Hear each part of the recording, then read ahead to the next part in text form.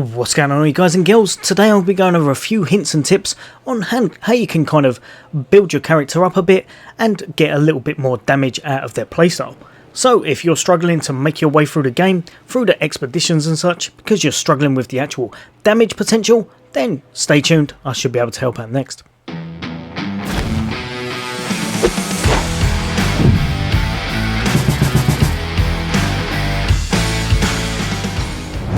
Welcome back all you guys and girls. As always, Full Things Gaming, Full Things Xbox, and of course a lot more fun hints, tips and guides on the way, then why not hit that subscribe and bell icon.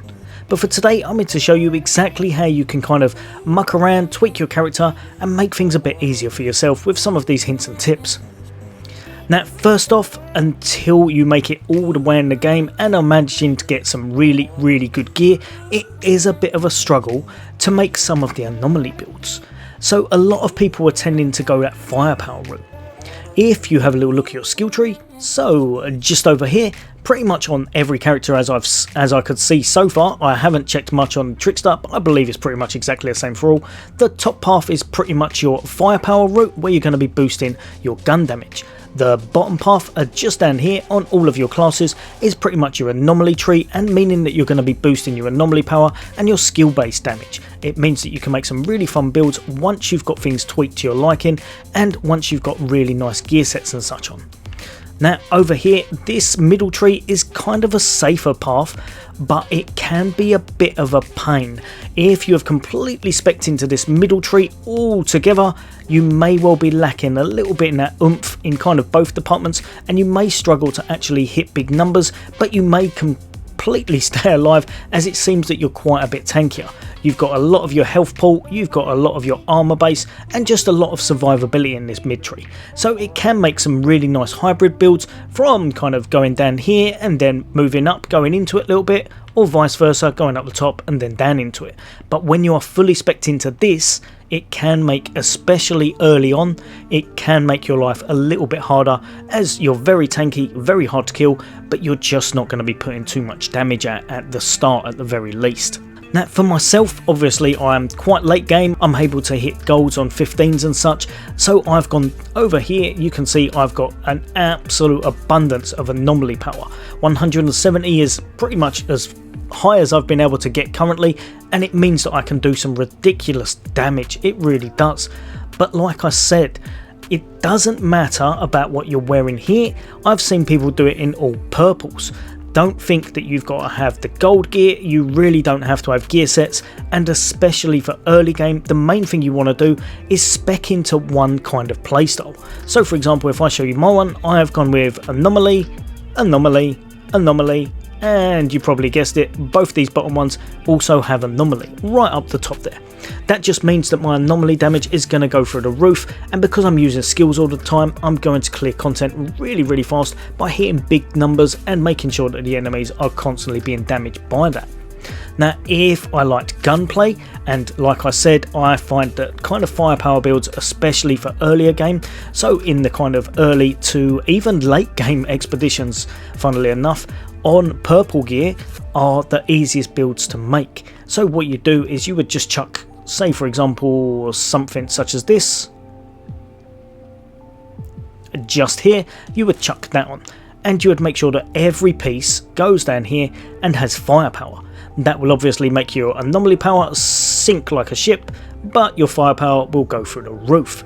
What you'll also notice is that there's some really good firepower mods that are really easily obtainable. So if we go over to our mod guy, so you're going to mod your gear, you're going to click on this, and you're going to have a little look. Anything that helps you boost your weapon damage, chuck on your actual gear. Obviously tier 2s are absolutely amazing, you can get some great ones. Things such as this one just here are almost essential. Bloodlust, killing shots increase your firepower by 17,505 and stacks up to 3 times. It deteriorates every 10 seconds. As long as you're killing things, you're going to have almost 60,000, just under 60,000 in your actual extra firepower, and it means you're going to be hitting some ridiculously big numbers. It's really good, it's really nice. Chuck a few things like this into your build and you'll definitely see those numbers skyrocket. If you can unlock the tier 3 ones, things such as this, Captain Hunter, are really helpful. They increase your damage against elites by 25%. It means that when those big baddies, when those elites and bosses come out, you're just going to be able to hit them that much harder and decrease the actual times that it's taking to take out the tougher enemies.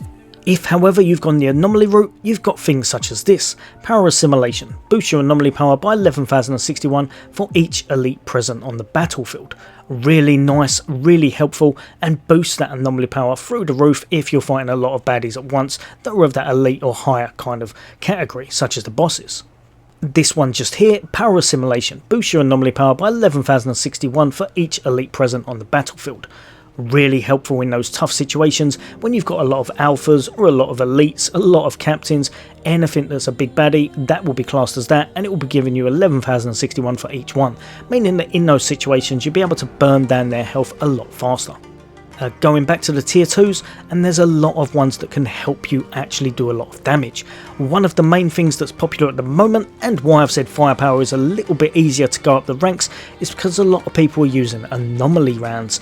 If you're using your own ones, so for example with the pyromancer I would be using the volcanic ones, I would then be using, for myself, I would be using this just here, Feed the Flames. And with this mod, wherever it is, few moments later, just over here, Bullet Absorption. Whenever I use Feed the Flames, replenishes 33% of ammo in my magazine. It means that I can keep the anomaly rounds up absolutely in abundance, and I'd almost never run out. If I'm using something like a light machine gun with 150 in the clip, I would definitely be sorted, and I can also get one that will give me an extra 2 people that I grab, meaning I'd get 99% of ammo back. If however you're not a pyro and you need another way, there's still quite a few techniques. A lot of ones at the moment revolve around this right here, Vampiric Mag. Killing shots on enemies afflicted with bleed replenishes 50% of ammo in your magazine. What you do is you put a tier 3 bleed on your actual weapon and put this in your build somewhere, and it just means that you're going to be getting a lot of ammo back every single time you get that kill. So as long as you do enough damage, you can keep your anomaly round up that way. Now there are a few other ways. I probably have a guide out at the moment showing all of the different ways. I won't go into all of that today, but believe me, if you're chucking on anomaly rounds in your build, and if you're using a firepower build, you almost definitely will do, then you'll want a way to make sure that you're keeping them up at all times. Now another thing to remember, if I press my start button and go to guides, it will show you all of the things you can do to actually boost your damage. So for example, if you go over to this one just here and go to enemies, status effects, and it will show you what you can do to each of your enemies, meaning that you'll be able to kind of stack up status effects. You'll be able to find out what you're actually doing to them to do either crowd control or a bit of extra damage. It will tell you the exact actual kind of time frame, and it will show you how good this one just down here is. Vulnerable increases the damage received by 25% for 10 seconds. If you can manage to put vulnerable on them, it will work in your favour and they will melt like butter. They are absolutely at your mercy with this on. It just means that this, on top of Captain Hunter and a few other things, can mean that you'll do an absolute abundance of damage. Now there's also added ones for, I believe, pretty much all of these. So Burn, Toxic, Bleed, and of course Ash. And it means that you'll be doing all of the extra ones. Oh, Freeze as well, I forgot that. You'll be able to put mods on that do extra damage to all of those, or you may well be able to do it like in the Pyro one, when you go to top skill tree and you get more damage to ashed enemies. Now another thing, and I've gone over this a few times, but it's well worth knowing, is gun juggling. Mods in this game can very much mean the difference between kind of getting that gold, getting that silver, or just not completing the mission because you can't do enough damage. Now, things such as these right here. So if I show you this one, I've got Sandstorm and Shadow Comet. Both of these are excellent mods. They both allow you to do a lot of damage in an area effect, and it's just really good.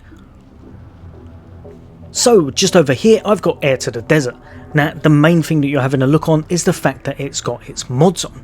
Now this one comes with Sandstorm and Shadow Comet, and both of these are really good. Shadow Comet is currently my go-to mod for kind of clearing out a lot of ads. Now, Sandstorm conjures a sandstorm dealing 232,000 damage over 5 seconds. Shadow Comet shots call down a comet dealing 210,000 damage to enemies within a 3.5 meter radius. Now, the first one has a 5-second cooldown, the second one has a 3-second cooldown. If, however, I show you this one just here, now the top one comes with a crit mod, so don't worry too much about that, it'll be slightly different, but anything that's on a cooldown, so like again I've got Shadow Comet, and if you do need to know where that comes from, just in case you ever get one, that's from this one just over here, Funeral Pyre. So if you need to deconstruct a shotgun to put that on your kind of weapons, that is absolutely amazing. If you're using shotguns, chuck something underneath that and you'll definitely not regret that either. But yeah, both of these, it means when you're shooting with one, so say for example I am shooting this one here, the first one's going to proc and then it's going to have a 5-second cooldown. The other one, the Comet, will also proc, but again will have a 3-second cooldown.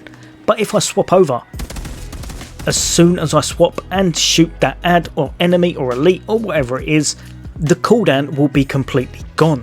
So gun juggling and putting on high damage mods on a slight cooldown, so I would say at least 2 seconds plus, means that every time you do it, you're going to be applying that and you're going to be doing that mod's damage. Really good, really amazing. I wouldn't bother with anything that has a 1-second cooldown because it's basically going to take you that long to swap it over, but anything 2, 3, 4, 5, definitely early game and even in some late game circumstances, swapping over and doing this will net you an absolute abundance of extra damage and just mean that you're getting your kind of golds and silvers and clearing everything a lot faster than you originally would have. Also, with your mods, the same as everything else, if you've inflicted vulnerable, if you have that elite captain hunter on it, and you have other things that mean you're going to do extra damage to stuff, it applies to those as well. Their damage will go through the roof, and it will just mean that you can hit upwards of probably 700k per kind of shot at endgame on just one Comet and things such as that. Well worth noting, well worth putting on your build. So one quick swap out of armour and a change of a gun, and we're going to head over to Dr. Zahidi. Now, using him to upgrade your armour and gear can really help you progress. It means that you're going to upgrade the stats. I'd probably try to do it on armour that you know you like, but if you just need to progress, just pick ones that's going to help you with your cooldown, with your close range damage or your status, whatever you're actually going for in your build. But if I show you over here, for example with this one, if I go just here to raise attributes, if I upgrade these, so cooldown reduction, because I'm actually putting these on, because I'm boosting all of this, it's going to boost how much damage I'm doing long range, it's going to mean I can do my skills faster, I'm going to survive a little bit more because I've got more health. Boost these up on whatever armour you're wearing whenever you can, as long as it's armour that you think you're actually going to keep for a while, I would say, and it's part of your build. This one here will actually help you to progress, especially if it's got the right stats on. Cooldown reduction will mean you'll be able to spam your abilities more. If it's got status and you're going for that fire damage or you're going for some status effects, that will help with the overall tick damage and stuff. If you've got close range damage and you're going with the shotty builds, etc., that will help you out in that respect. Boosting this and raising your stats on your actual armor pieces and your weapon, for example crit damage on a weapon, can really help you to progress and can help you considerably to do more damage in a faster time period. Finally, my one big hint for today is make sure your build is viable. I have made an absolute abundance of variations of builds. Some are really good, some have absolutely fallen over, and they've been terrible because I couldn't kind of work out how the game was working until I got a little bit further on the game, and now it all starts to click and make sense. Now what it is, you cannot, even though there is an absolute abundance of defensive mods in the game, you just cannot wear them. I would honestly say go for this one right here.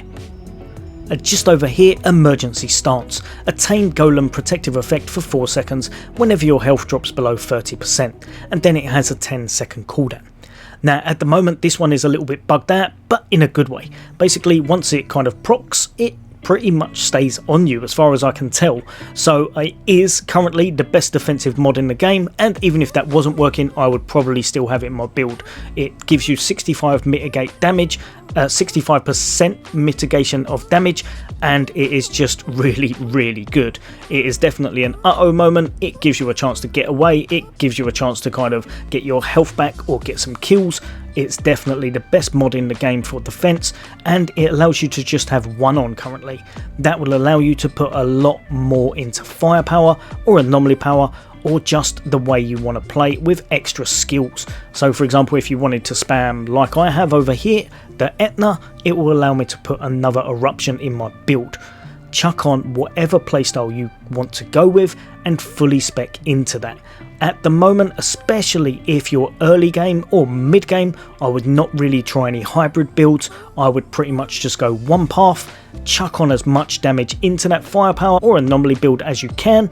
But like I said, if you are trying to make your way to 15, firepower does seem to be a bit easier until you gear up.